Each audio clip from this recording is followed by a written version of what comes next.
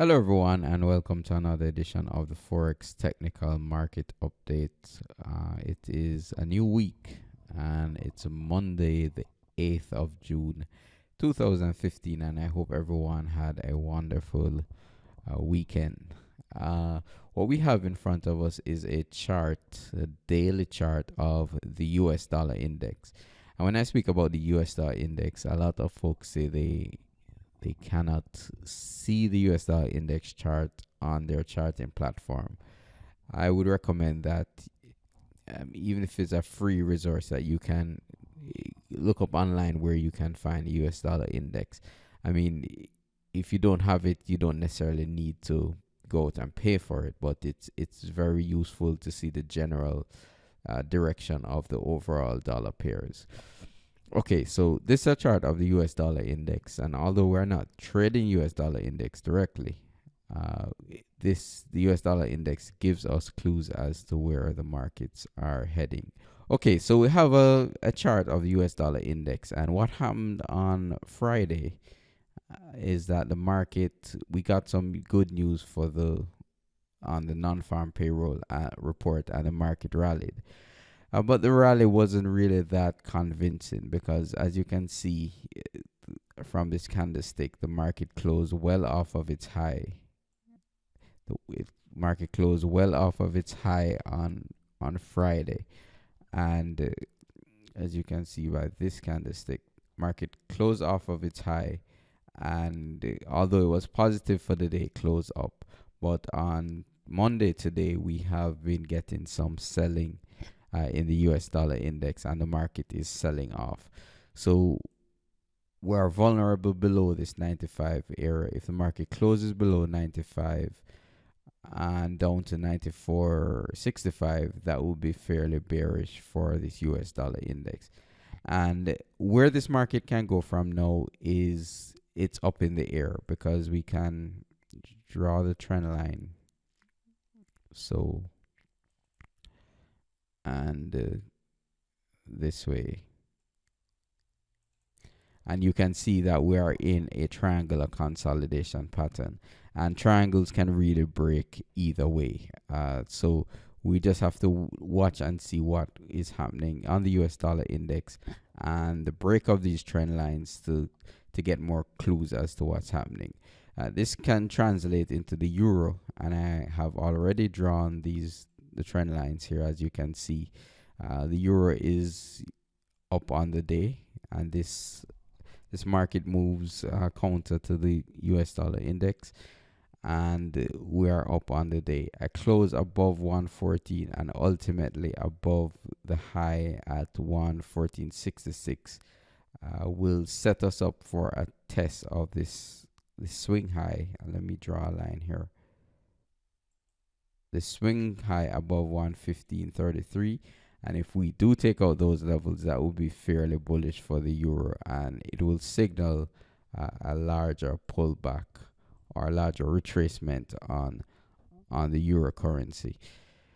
Looking at the Japanese yen, market is still in a rally mode, but today we are slightly down on the day with the Japanese yen, and there's nothing here to say that we are going to reverse yet.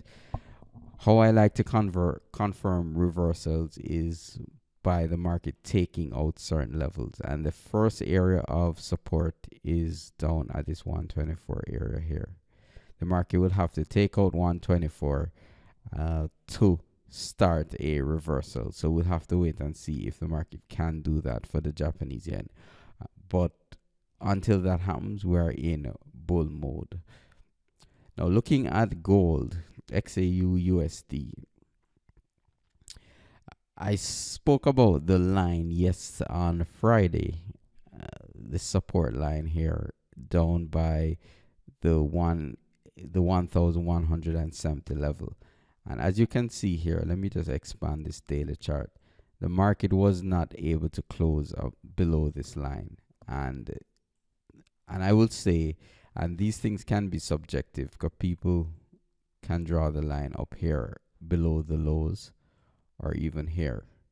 But I would like to see the market close below this swing low that occurred on the beginning of May. And if since the market did not close below that level, then this bearish momentum in gold has not been confirmed. And we'll want to see the market at least close below the 1170 level on gold. But make no means the momentum on this market is clearly to the downside, and unless we get a close above the 1240 area, then the bears will definitely remain in control of this gold market.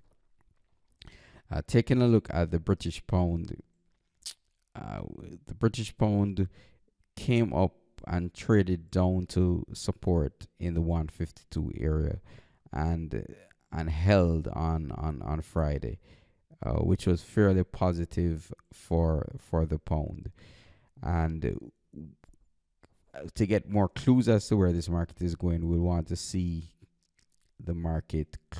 If the market close above 154.41, that would be excellent for the bulls, and that will signify to me that this market could rally further and test this 158 high.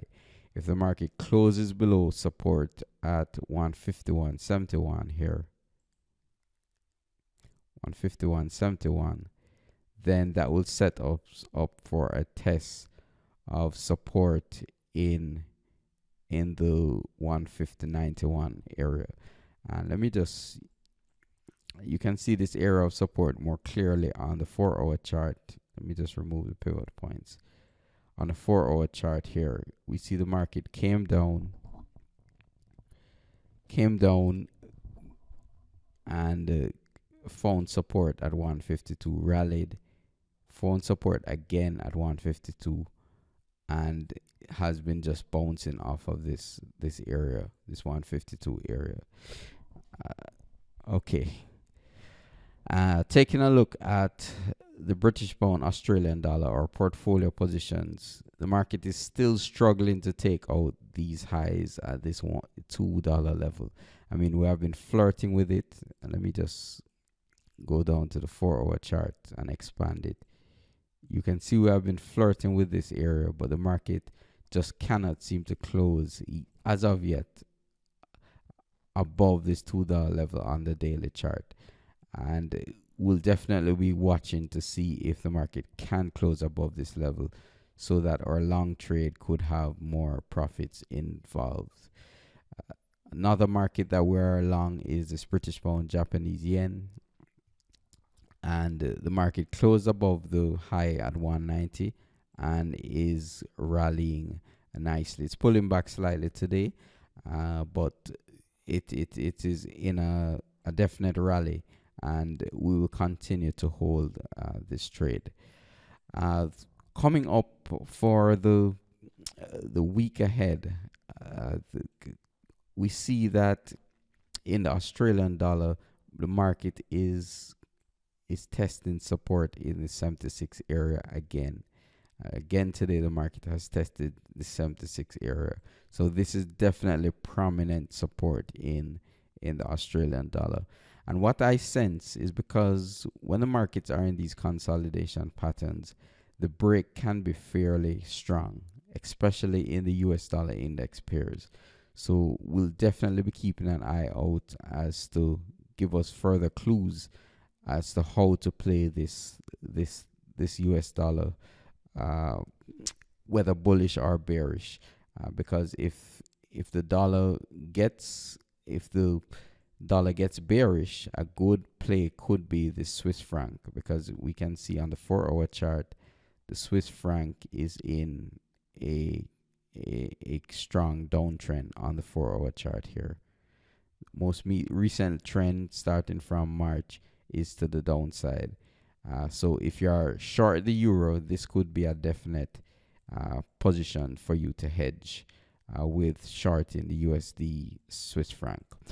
Okay, so again, it's Monday and we have a lot to look forward for the week.